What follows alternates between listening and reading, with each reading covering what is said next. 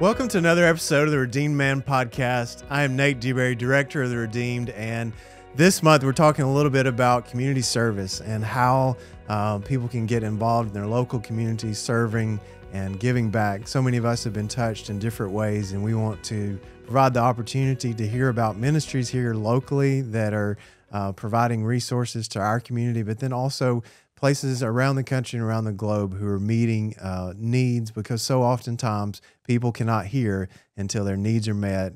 And we want to be a ministry that helps identify those and let you know what's available out there so that you can impact your community.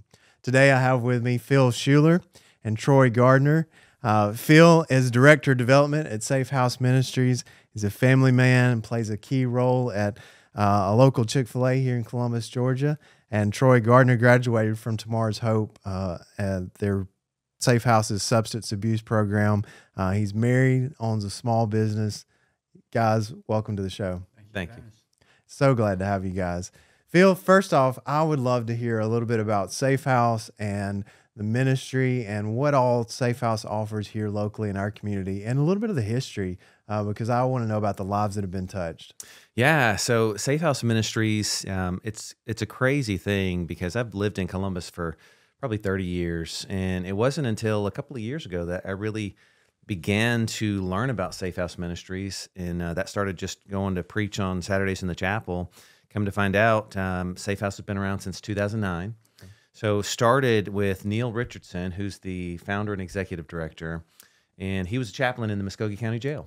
He came from 30 years of cocaine addiction, and the Lord redeemed him, and the Lord put in his heart a calling to do a lot more to help others. Yeah. And so he started as a chaplain.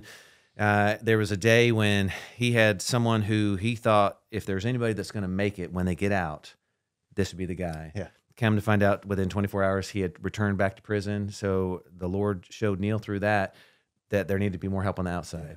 Started with the day center, grew from there. The Lord opened the door for a women's shelter, men's shelter, now family apartments as well.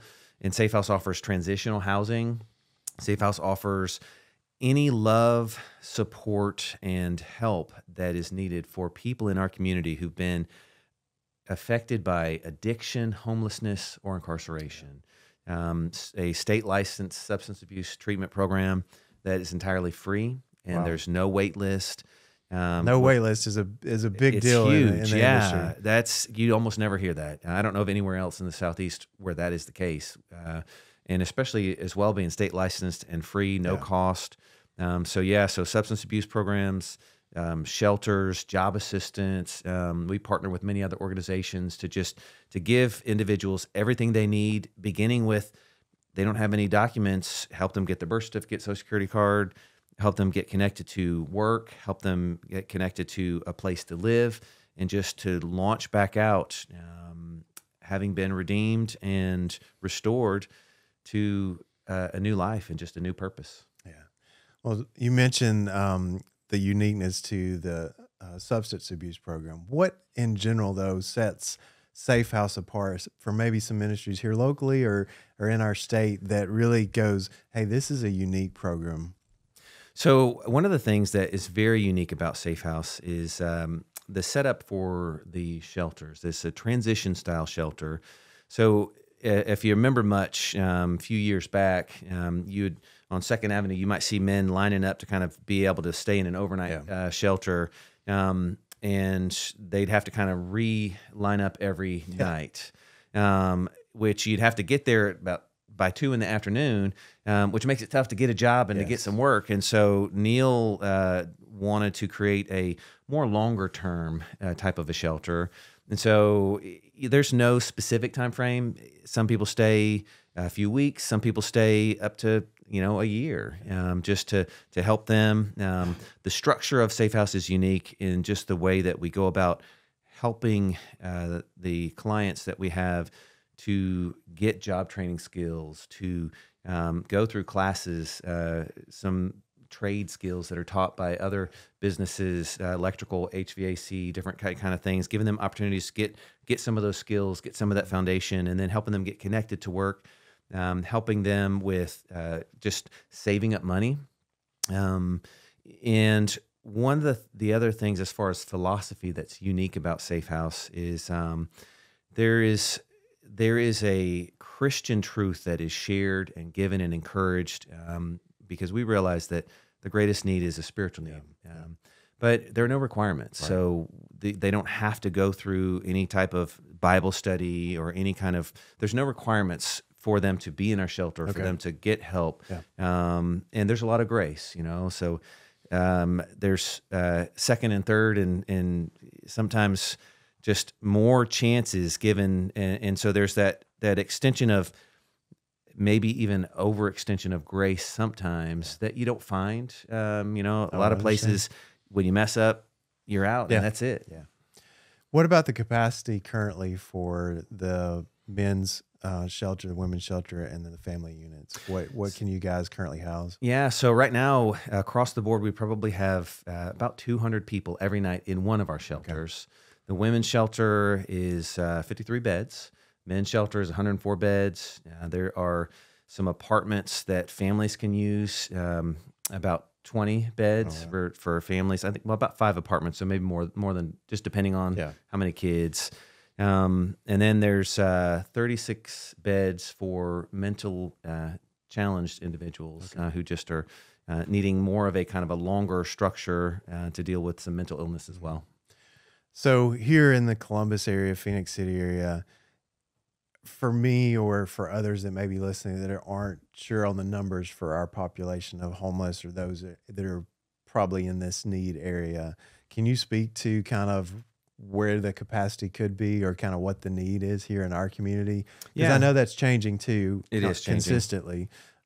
So every year, the United Way spearheads a point-in-time count, and I think they're still in the process of finalizing this year's numbers. But based on last year, the number of people living just out on the street every night was around 60, I believe. But that does not include those who are in the shelters. So, about 200 in the Safe House shelters, and there are a few other shelters that have people as well. Does that answer your question? Oh, yes, for sure. Thank you. Just trying to get an understanding here in our community what the need is and even how many people are in need of shelter. Because, again, I know that is shifting and changing, and I'm sure this year's numbers will probably shift to the greater need with knowing just where we are in the economy and how things are shifting. So thank you for speaking to that. Troy, I want to hear a little bit about your story, your journey. First of all, how you came to a point where you realized there was a need in your life and you connected to Safe House. How did you find out about the ministry and what made you take that step? When you're, the journey's been so long and dramatic. It's when you're addicted, you're greedy. You're not the person your mom and dad put you on earth. Okay, obviously that's not why God put us here. But with that being said, it's the people that you are using drugs with, for example, when it comes to a point of you stealing from them, it's time to, And so that happened to me. And so this was over a car.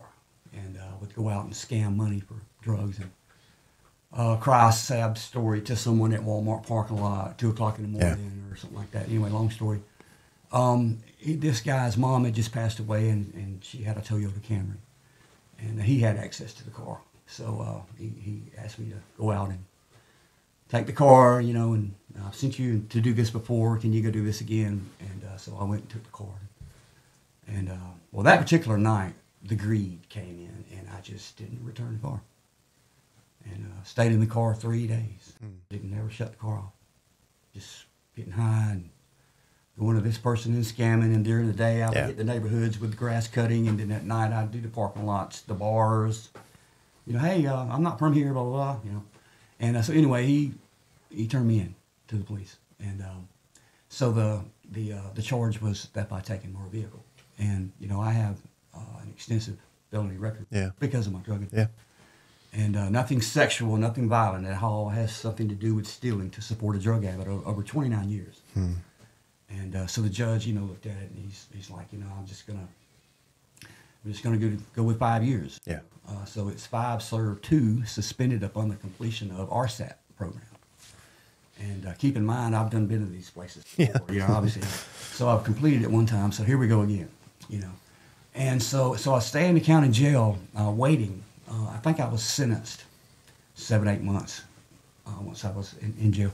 And so I waited 6.5 more months for a bed at RSAT, and it just never, they were just so overcrowded, And so I reached out to the public defender on the kiosk machine in the county jail, and it was on a Monday. And again, the charge was 5 served 2 suspended upon the completion of RSAT. So in other words, you do these 14, 16 months in the county jail, you go do 9 more, so that's 2 years right there. But anyway, she answered me back and said, hey, how you doing? Hadn't heard from you.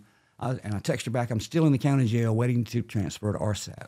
And she couldn't believe it. She texted me back, well, let's see what we can do. Let's see if we can amend the sentence. And I was like, last time I checked, that means change something. I was like, oh, here we go, So that Thursday, she texted me back. She said, would you be willing to do 6 months in the Grace House, 6 months Tomorrow's Hope, instead of the RSAT? And I'm like, wow, yeah, let's do it. So we're texting back and forth, and I think Neil Richardson come in there and spoke to me about what's to be expected, and met him. I had met him a couple of times before, just nothing but good things when his name is mentioned, whether it be the sheriff's department or the ministry or the Spirit of the Lord, good things are going on when you hear his name. So I was like, yeah.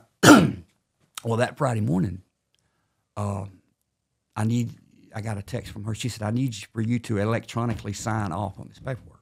So obviously, so it's about 10:30 in the morning, and Neil comes back around and says, we're going to try and get you out today. Don't know if we can do this. Anyway, long story. So I signed off on the paperwork, and it's 5 years served to suspended upon the completion of 6 months Grace House, 6 months Tomorrow's Hope. So that's how I was introduced to SafeHouse Ministries. I think while I was there, I had got out that same Friday, and Neil picked up me and another guy. He was in another dorm, and so we get over there, and you're there in the county jail so long, you gained all this weight. It's not from eating good; it's just from you're not smoking cigarettes, you're not using drugs. You're working out, you're doing your push-ups. And so the pants I put on just wouldn't fit. So they had to go back there and find me in a pair of pants. Anyway, long story. So we get to the Grace House with Neil, and me and this guy are sitting in the back, and he said, we went to open the door, and Neil said, look, this is your opportunity. This is the Lord calling you. This is your chance to. Do you want to continue doing what you were doing, or do you want to change? Here's your chance. Now, if you leave tonight or tomorrow or over the weekend, we're not going to chase you, but this is him talking. I can promise you that the outcome won't be good either way. So, I had some money in the county jail. I had a couple dollars in my pocket, and I'm thinking, well, I could score some drugs right around the corner here, Yeah. And something come in, and I knew it was the Lord. It's the Spirit that said, look, just give it a shot, because what you're doing ain't, it's not working. Yeah. It's causing your family not to have anything to do with you. You don't have any friends. You just barely do have a pair of pants, of clothes to put on. Just try it. Complete the program and see where the Lord takes you. So, so that's what happened. And went on to complete the program, and I got a job with Extreme Pressure Washing and lawn care, and I wound up staying at the Grace House about 4 months. Okay. One of the counselors assisted me with reaching out to probation and to Neil and to other higher-ups to try to get me out, because my mom was in bad health. Okay. She was living by herself. And he said, I need you to complete Tomorrow's Hope. He said, but I will try my best if you can get you out of the Grace House and get you back home with your mom. But you must attend these meetings. You can't be late, blah, blah, blah, blah, blah. And so that worked out. So anyway, at the end of the day, we completed the Grace House. We completed Tomorrow's Hope.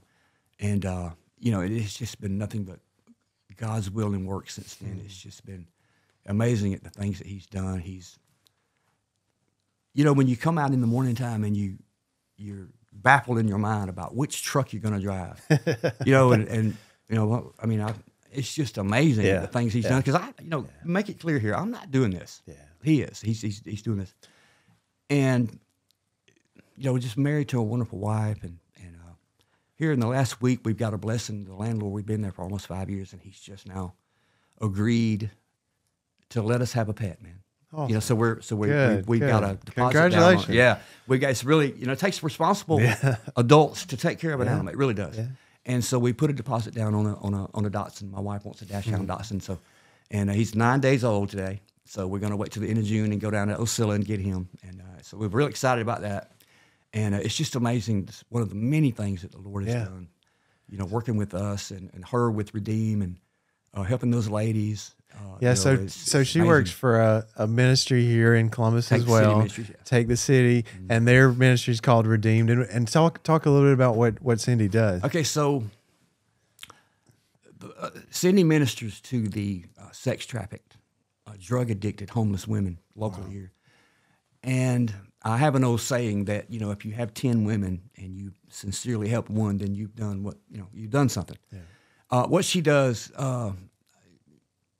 Anything from helping them get diabetes medication to getting them in a shelter. They'll call her at sometimes 8, 9, 10 o'clock at night. Hey, it's so-so, I don't know you. I got your number from so-so. I'm out on the street. I'm down here on Winton Road. I'm hungry. I'm addicted. I've been sex trafficked. And she'll go down there and get them and take them. Even today, she's moving somebody, right? Even like today, right as we speak, she's in one of our trucks, helping a girl move who has transitioned from the Grace House. Okay, it's the Grace House for the men. I think it's because it's been so long since I've been there, and she's transitioning her from there to her place, and the girl has nothing, so she's reached out. Cindy's reached out on Facebook and asked for anything, washer and dryer, just towels, plates, anything that you can use to set up your home. And so that's what Cindy does, and she's actually out doing that today to help someone. And how are you using your story today? Because I know even through this, and you've been on, sharing your story. Are there any other avenues you've been able to utilize what God's done in your life to be able to help and encourage somebody else? When I get off work or I'm going from one property to the next, I see people, man. And it's because I'm a real good judge of character, and I can see what they're doing, man. Yeah. You don't have to do this, man, People approach me all the time with, hey, man, you got a couple bucks at the gas station or something like that, And I want so bad, and the Lord's is calling me so bad to say, do you know Jesus? But I haven't progressed that far yet. Yeah. But I will give them some money, And a lot of people don't do that. They say it's enabling. Yeah. But, if that $5 or $10 or a few bucks I'm giving you will stop you from stealing some kid's bike, or it'll stop you from breaking in my mama's house at night. Or your mom's house, then hey, so be it. It is just amazing. When I'm going to these properties, or when I'm out with Cindy in the evening time, and we look over, and we're in traffic, and we look over and see this nice flashy truck or motorcycle or something, we're like, wow, man, look at that. It'd be nice to have. Well, I want y'all to know that there are some families out there who would kill to have what we have. So it's I look over and count my blessings and what the Lord's done for us, and not necessarily with the material possessions, but redeeming us, both of us, from a chronic crack addiction. And it's just, I'm not sure if that answered your question. But no, it was great. I'm at a point to where we were members at Evangel for a number of years there, but we just recently, and we don't have a problem with Evangel, but a lot of Cindy's.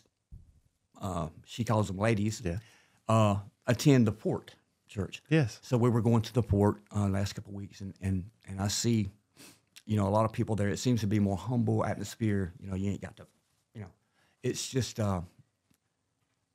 amazing. But I want to help.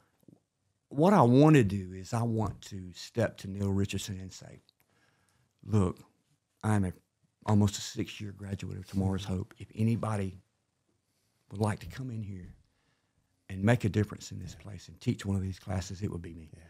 Because they can look at me and say, hey, this guy did it. Yeah. Look what he's been through, and look where he's at now.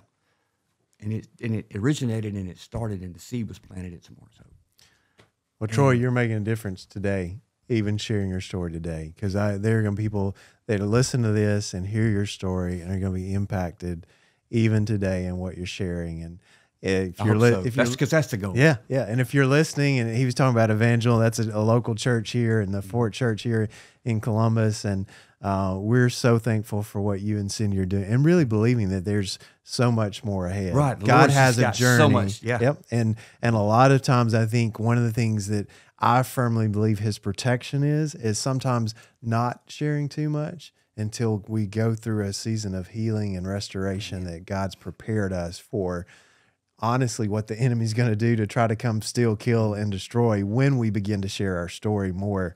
Because when you're sharing your story, the enemy doesn't like it. You know, we overcome by the blood of the Lamb and the word of our testimony. And our testimony is powerful because it reflects and points to Christ. And so the enemy loves to come and take that testimony if he can. And so, you know, I believe you're in that journey of continual preparation for how God's going to use your testimony to make a difference. So thank you for what you're doing. Oh, yeah. You mentioned really believing it really was the Lord that really showed you grace in that season. One of the things we ask everybody that comes on the show is, what does redemption mean to you? Mm-hmm. Troy, in your life, what has redemption meant to you personally? Well, you know, it's a saying, I forget what book in the Bible, and it says, lean not on your own understanding.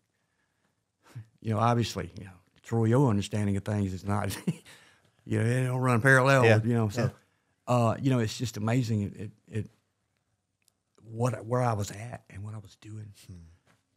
You know, I mean, 8-10 days at a time out there on the streets, man. I have a beautiful home to come to with my mom, but I chose to stay out there on that crack and just, you know, it's just, and where I'm at now, you know, I'm driven. There are times, I've told you this before, Phil, there are times when I lay in that bed in the morning time, you know, I just don't want to get up. I don't want to do it. I don't want to go ahead and cut this grass. I don't want to go pay these bills. You know, you've got enough money to last you for a while, but the Lord just puts that, you know, that drive in you, man, because, you know, you don't want to go back. You don't want to, and that's what the devil wants you to do. He knows he can't get you with the drugs now, so he tries different with the women and flashy things, and you know, it's just amazing, you know, what he's done. I can't brag on him enough, you know, because the things that he's the way. And if you guys knew me then, you would know. Yeah, and it's just, you know, and I believe that. If I'm helping one person today by this podcast, man, it's worth it to me. Yeah. To come in and to share what Lord's done and what he will do and what he's capable of doing, because if he can redeem me from a 29-year crack addiction, multiple felonies, you know, 19 different rehabs, 6 different times in the Department of Corrections, you know, I think it was 40-something times I checked in the county jail, you know, man, if the Lord can redeem that, man. Amen. You know, here it is, almost 6 years now. You know, we're probation's calling and say, oh, well, we want to go ahead and terminate your probation. Well, we don't feel like you need to be supervised. This is 3 years ago. And it did Cindy the same way. So it's not nothing that we're doing. It's what he's doing through us. And praise the Lord. To get back to the point, if I can help someone, you know, anything I can do, if this sharing is helping you, the Lord can do it, man. So true. So true. My own understanding is not, man, his understanding, you know, and try something different, because what you're doing ain't.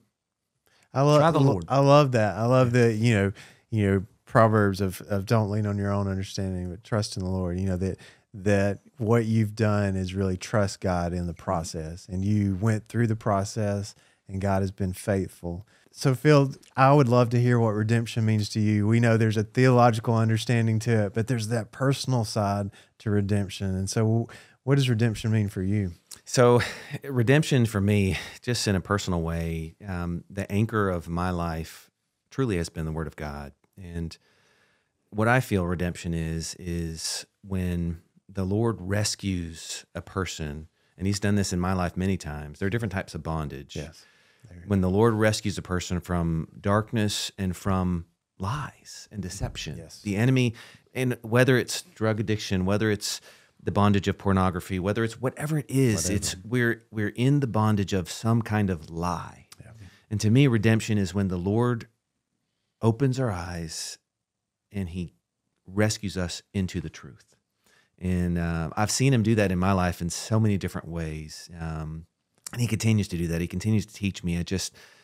I ask the Lord to change my thinking all the time, because whatever I'm thinking that's not according to truth, when the Lord brings me out of that and into the truth, to me that's redemption. Yes, man, that is so rich, because I think so much of, like you said, that is bondage in our lives is belief in something that's not true. And when we begin to understand the truth and live by the truth, what freedom we find there.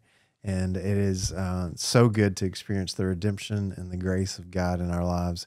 Phil, with SafeHouse Ministries, how did you get plugged in? You mentioned you didn't know about it, and then you found out about the ministry, but what made you take that step to serving on part of the team and helping with development? It's crazy that my life has taken many unexpected turns. I was in the healthcare industry for many, many years, making really good money, and the Lord took that away. I was working at a company, and the Lord took that job and made it very clear about a couple of years ago that He wanted me to be in full-time ministry. Yeah. And so that's where I took that pivot. I'd always been in ministry, had the call to preach since I was young, and been preaching and ministering in many different ways. But the Lord showed me a couple of years ago that He wanted me to turn that up and to do it full-time vocationally, as it were. And so I started preaching on Saturdays at the chapel service at SafeHouse, and then the Lord opened the door for Neil to reach out and just to start working full-time, and then got connected at Chick-fil-A to help pay the bills, and just taking it a day at a time. Yeah. Well, I know you stay extremely busy with your jobs and your family. One of the things you were so gracious to give me a tour of SafeHouse and to show me around. And one of the things, I had met Neil before, but the opportunity to meet him again. And one of the things that amazes me is his humility.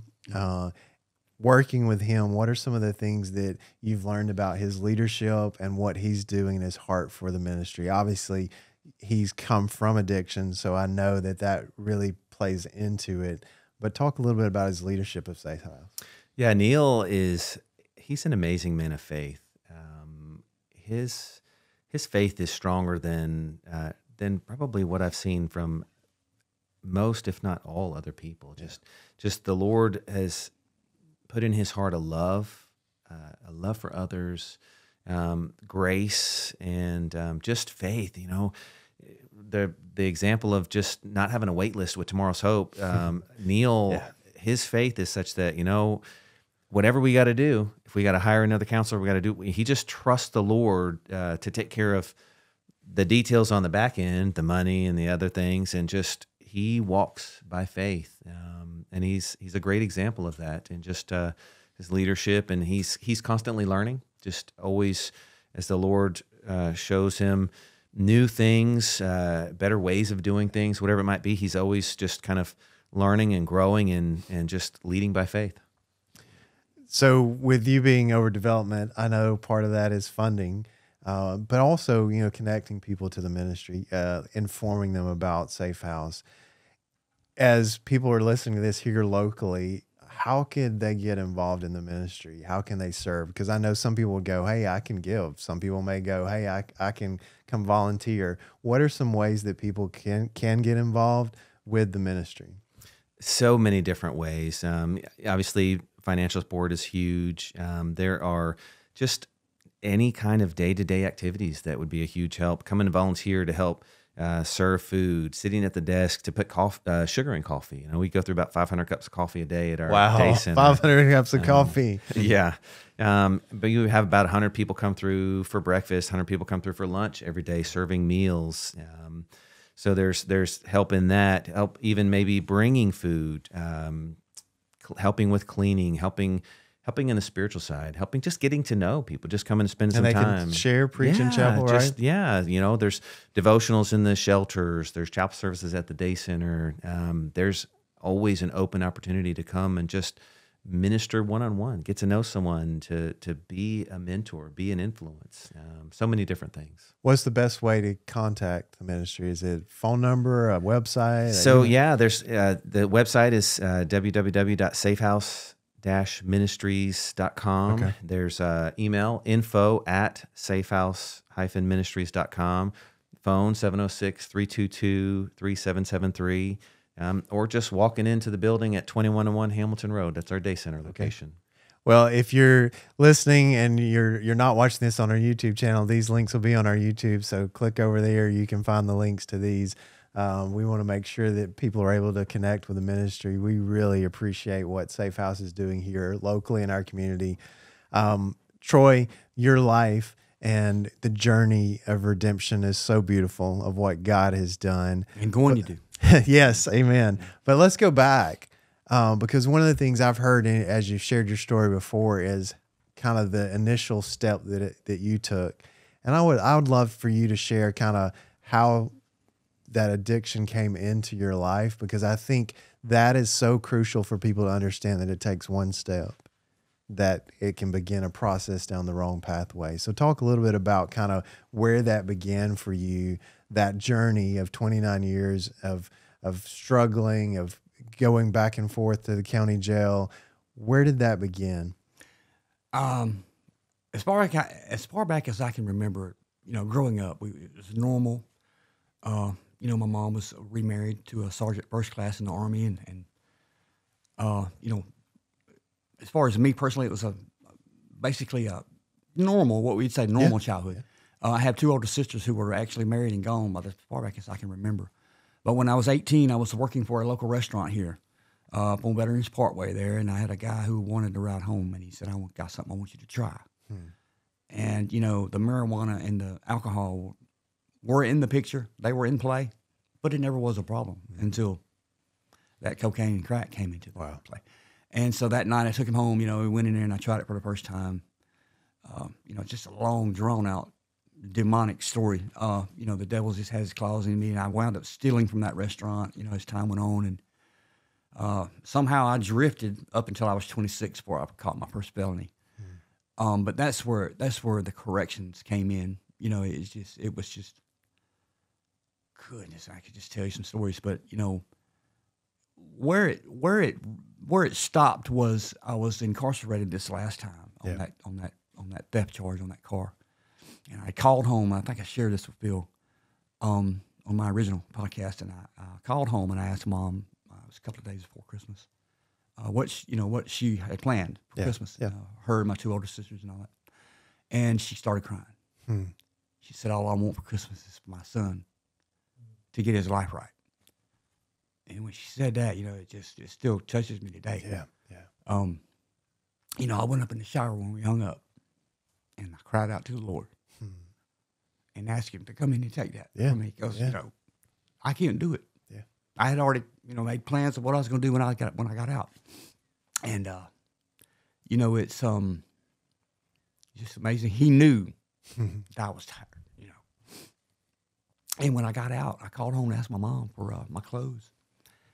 And I had been doing this so long that I had Mom convinced that this is just part of the cycle. Here we go again, But she's not with us anymore. But she did get to see 3 years. Oh wow! Of Praise the Lord for that. And I know for you that has to be such a blessing to be able to know that your mom saw that transformation in your life. And my two sisters, the relationship's been restored. So it's been a journey that the Lord is. Man, it's just the things that He's done. It's amazing, man. It's just Troy, amazing. We're proud of you. I mean, because it's Him. It's not me. It is. But you made choices and took steps and were obedient to the Lord and followed His prompting, and because of that and that obedience, God, and that's why I wanted to come. Because it's to brag and to glorify Him. Because again, your own understanding it will, like you say with that lawnmower, you let go of that lawnmower. You see, Jesus is doing all the work with the lawnmower. He's walking by itself, and He's cutting all the lines. He's getting up all the clippings. But if you let go, nothing gets done. You might be okay, and you might not. But as long as you're holding on to Jesus and following Him, let Him do the work, you're okay. What a good analogy. So don't let go. It's my word to you. If that helps you, don't let go and don't give up. And one thing I wanna say before we close or whatever, I just want to be sure that this is said. It's not going to happen overnight. And it's I wanted it to happen overnight. You know, I wanted it to be gone. I wanted to just start over. You know, I want to go down here, Chevrolet place, get me a new truck. Everything's okay. You know, but it don't work that way. That's right. You know, you have to work at it, and you have to be sincere. And just because you're saying, "Hey, Lord, take this from me," you know, I'll take care of this. No, you have to give Him everything. You have to, you know, you have to let it all go. That whole thought process, the way of thinking, the people that you're running with, you know, the things that you're doing sometimes, you know, it's all that has to go, and you have to let the Lord lead and guide. Sure, you know, there's going to be things going through in life that you don't like. Yeah. Georgia Power, for instance, you know, you don't want to give those folks your money. You know what I mean? You know, I can give you my money for something else. But and society's been doing this the whole time. It's just me. This is new for me and Cindy because we just started this about 5-6 years ago. Being responsible and paying car insurance and you know, paying the power bill and paying the rent. You know, sometimes a month in advance. You know, things like that. You know, it's new to us, you know, and we're adjusting. We're adjusting well. But you know, for many years, you know, that wasn't part of the equation. That wasn't, you know.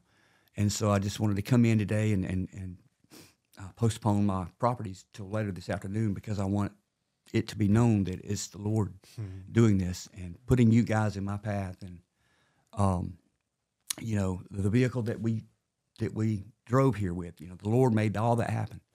And so, you know, I just want everybody to know that it's a process. It's not perfection. You know, it's about step by step, and it's not going to happen overnight, but it can and will happen. Yeah, Troy, that's a good word, is process, and understanding that it is a journey. And I think that's one of the things that super important for all of us to understand is that we're not too far gone, never too far gone for the work of the Lord. Amen. And then when He begins that work, He is faithful to complete it. But it is a process, and we're all going to have those bumps along the way. But it sounds like you and Cindy are just doing so well. So thankful for that. You said 6 years, right? I'm working on 6, and August, Cindy, I have 5. Okay. So wow. Praise the November Lord will be 6 for me. So for that. What a testimony of God's goodness and faithfulness. And like you said, if God can do that in your life, what can He do in somebody else's life? I mean, that is one of the things I love when we magnify those stories of redemption, of just this picture that no matter where people are, God can meet them there. He loves us. He's patient with us. He continues to pursue us. And, you know, what made that time different? You know, He used your mom, but it was literally the grace of God that showed up in your life that changed it forever. And now we look back and go, look what He's doing and how He's continuing to restore so many things in your life. And just thank you for sharing your story today. Phil, as you are involved in this ministry, I know you're consistently hearing stories like Troy.